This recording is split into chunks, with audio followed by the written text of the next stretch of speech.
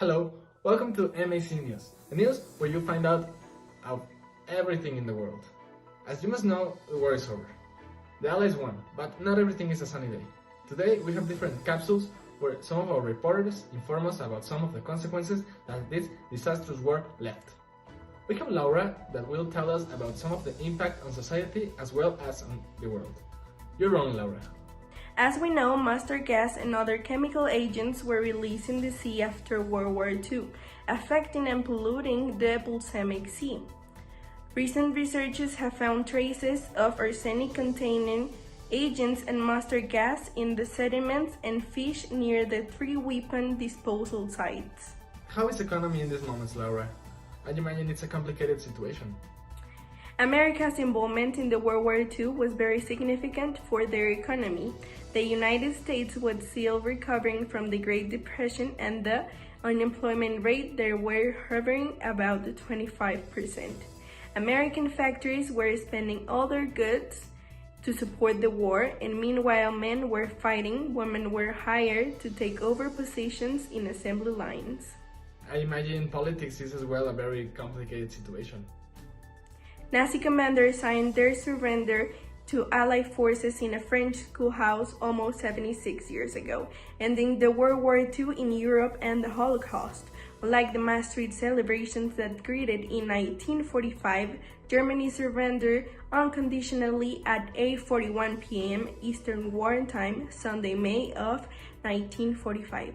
Thanks a lot, Laura.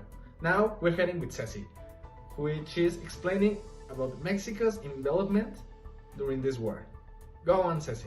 As many of us know, Mexico's contribution during the Second World War was not as distinguished as from other nations. However, we've been reported that thousands of Mexican nationals living in the United States registered for military service during this war. Mexico's own elite air squadron, known as Aztec Eagles, flew dozens of missions alongside the U.S. Air Force Army during the liberation of the Philippines in 1945, meaning that Mexico provided big help to this country during this war. Thanks, Ceci. That was very interesting. So, for our next report... okay. They're informing me that we have a special report from a concentration camp. Go on, Majo. Hello, today we are here at Auschwitz, known as the biggest concentration camp, in which thousands of Jews were murdered by gas chambers and gas vans. During 1941 and 1942, approximately 6 million Jews were murdered across German-occupied Europe by Nazi Germany and its collaborators. This genocide is known as the Holocaust, and around two-thirds of Europe's Jewish population were murdered in mass shootings or concentration camps such as Belzec, Chełmno, Majdanek, Sobibór, and Treblinka in occupied Poland. Thanks a lot, Majo. And for our last capsule, we have Max, that is in the League of Nations, with a special report. Go on, Max. The League of Nations has been replaced with a new organization called the United Nations.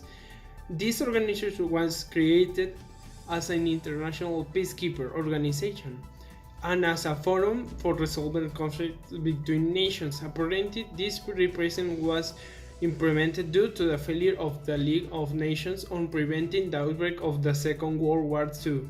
Thanks a lot, Max. That was very interesting.